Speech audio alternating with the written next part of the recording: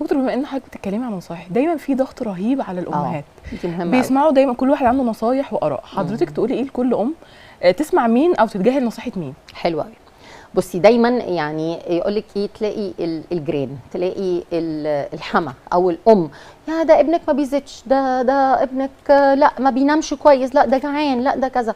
لازم نرجع للطبيب المعالج. ما ناخدش المعلومات مننا من دلوقتي بنفتح الموبايل ونلاقي كلام قد كده. فلازم نختار المكان والجهه والشخص الموثوق فيه عشان اخد معلوماتي منه بالظبط كده.